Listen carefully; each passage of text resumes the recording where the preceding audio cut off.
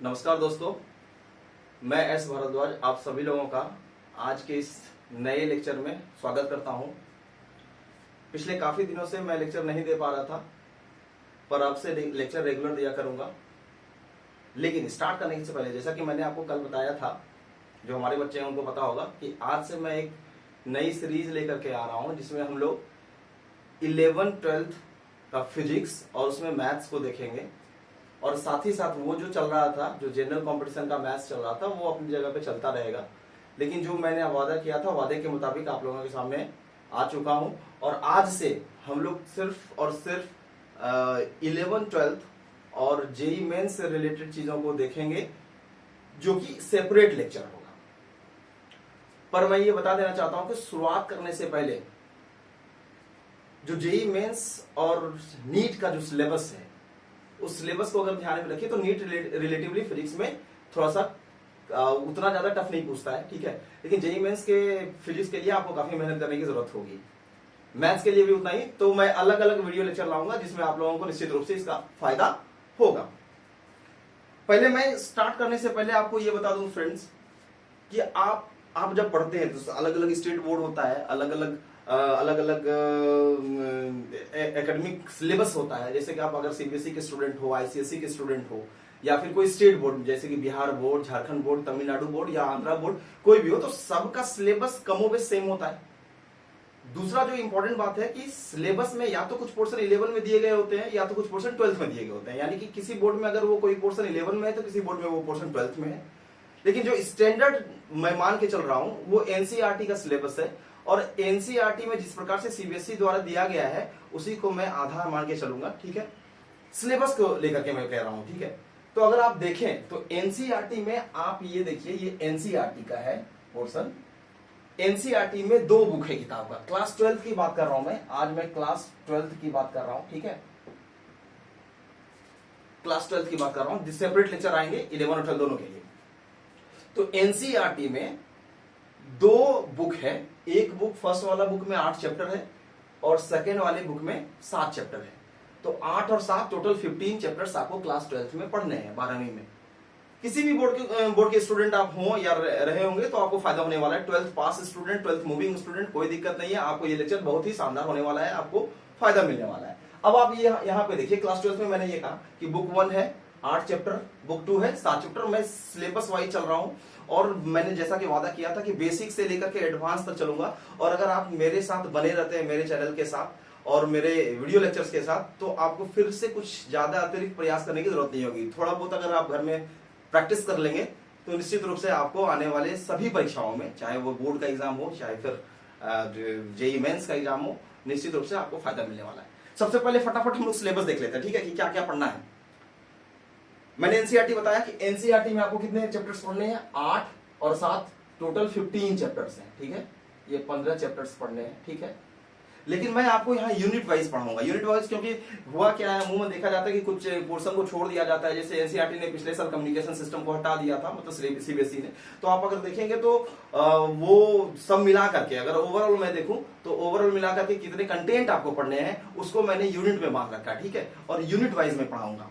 तो यूनिट के हिसाब से अगर आप देखें तो यूनिट कितना है, आप देखिए यूनिट आपके यूनिट वाइज अगर आप देखें तो आपको 10 यूनिट पढ़ना है, ठीक है। क्लास 12th की बात कर रहा हूं मैं। चैप्टर्स आपको मैंने बता दिए कि 15 एनसीईआरटी के अकॉर्डिंग, जिस भी बोर्ड का होगा आप देख लेंगे, कंटेंट तो सेम ही रहता है।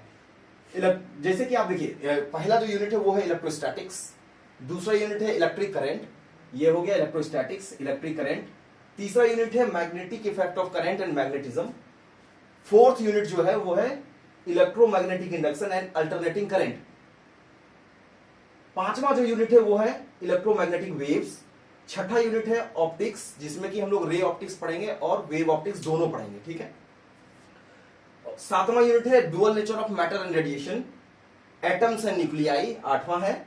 और उसके बाद इलेक्ट्रॉनिक डिवाइस, ये है 9वां। और लास्ट में कम्युनिकेशन सिस्टम, जो कि किसी किसी बोर्ड में से हटा दिया गया था। लेकिन मैं सारे कंटेंट को पढ़ाऊंगा ताकि आपका जो बेसिक जो आइडिया होता है वो कम से कम आपका डेवलप हो जाए और आप सोच पाए। स्टार्ट करने से पहले मैं आपको ये बता देता हूं, जिसका भी थ्योरी पेपर जितना अच्छा होगा, यानी थ्योरी का कंसेप्ट जितना क्लियर होगा, उतने ही अच्छे आप सवाल को हल कर पाएंगे। अगर आपका थ्योरी कंप्लीट नहीं है, थ्योरी पे आप कच्चे हो, तो आपका सवाल नहीं बनेगा, खासतौर पे फिजिक्स में।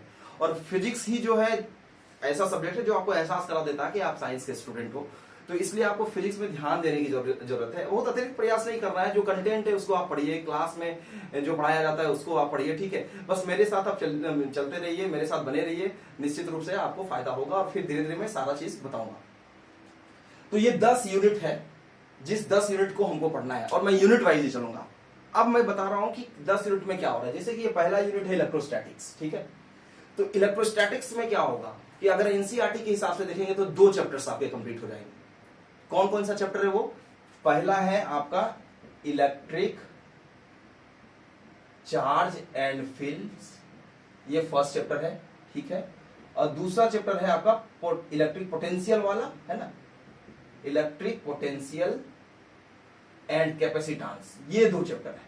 अब इन 2 चैप्टर को मिलाकर के मैंने एक यूनिट बना रखा है इलेक्ट्रोस्टैटिक्स। तो इलेक्ट्रोस्टैटिक्स जब मैं पढ़ा रहा हूं तो इसमें जितने भी पोर्शंस, जितने भी टॉपिक्स आएंगे वो सारे टॉपिक इन दोनों चैप्टर्स में आप एनसीईआरटी में पा जाएंगे, एनसीईआरटी में आपको मिल जाएंगे, ठीक है।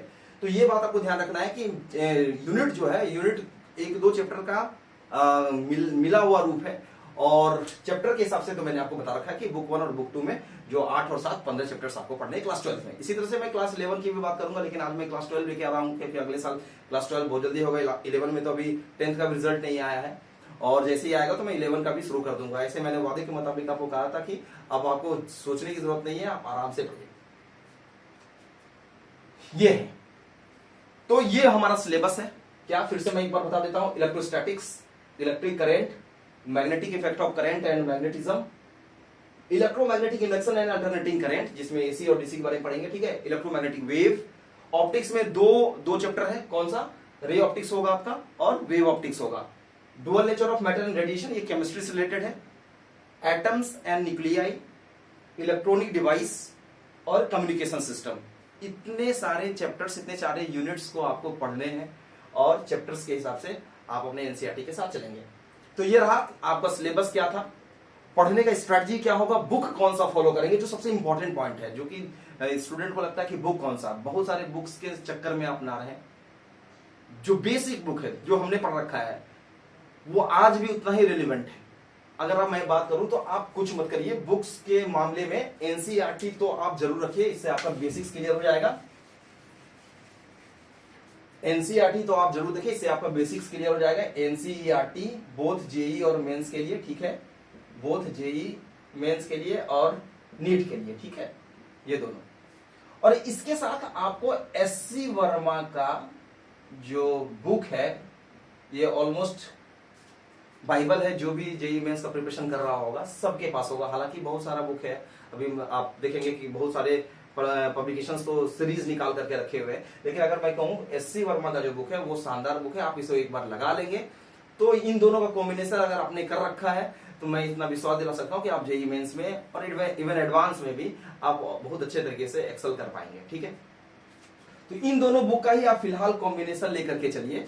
और थ्योरी पढ़ना है तो आप रेस्निक हेलिडे की किताब है, रेस्निक हेलिडे की किताब, आप उसको, रॉबर्ट रेस्निक हेलिडे, उसका किताब आप पढ़ सकते हैं। और थ्योरी होगा, ये थ्योरी आप किसी भी, जो भी आप थ्योरी पढ़ रहे हैं, एनसीईआरटी से थ्योरी पढ़िए या प्रदीप दिनेश या कोई भी एबीसीडी कुछ भी है, थ्योरी आप किसी से भी पढ़ सकते हैं। थ्योरी पढ़िए और थ्योरी पढ़ने के बाद न्यूमेरिकल अगर लगाना है आपको, तो न्यूमेरिकल लगाने के लिए आप ये दोनों क्वेश्चन सवाल लगाने हैं, तो ये दोनों जो बुक है ये पर्याप्त है। इससे ज्यादा भटकने की जरूरत नहीं है, बहुत सारा चीज पढ़ने का कोई जरूरत नहीं। तो आज मैंने बताया कि क्या आपको पढ़ना है, क्या आपके सिलेबस है। सिलेबस आपके ये थे यूनिट वाइज, और चैप्टर वाइज मैंने आपको बताया कि 2 किताब पढ़ना है, और उस दोनों किताबें बुक 1 और बुक 2 8 और 7 15 चैप्टर आपको पढ़ना है। ये हमारा पहला और आज का जो है उद्देश्य था कि आपको कौन से किताब खरीदने हैं, कौन से किताब को साथ में लेकर के चलना है और क्या आपका सिलेबस है, ये मैं बताने आया हूं, ठीक है। इसके बाद हम लोग चलेंगे पहले चैप्टर्स में, कौन सा, ये वाला इलेक्ट्रोस्टैटिक्स में, जिसमें एनसीईआरटी का 2 चैप्टर होगा, कौन सा, इलेक्ट्रिक फील्ड और charge, electric charge and fields, और दूसरा होगा इलेक्ट्रिक पोटेंशियल एंड कैपेसिटेंस, ठीक है। तो ये मेरा इंट्रो वीडियो था, ये हमारा सिलेबस बताने वाला वीडियो था। इसके बाद हम लोग जो वीडियो बनाएंगे और उसमें जो होगा वो चैप्टर वाइज मैं सिलेबस देखूंगा। Till then bye bye, thank you.